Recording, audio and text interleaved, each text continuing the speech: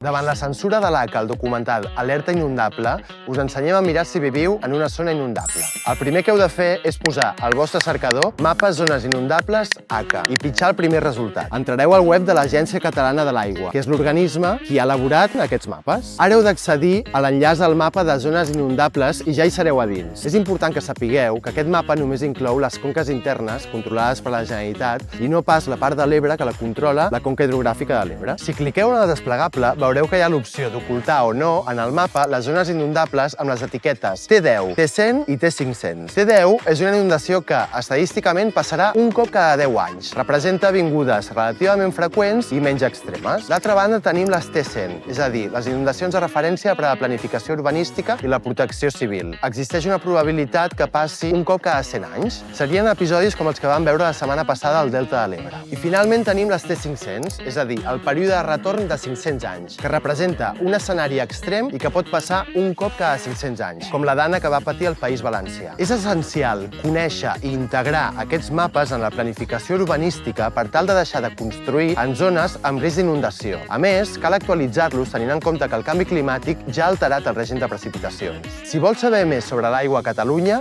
segueix-nos.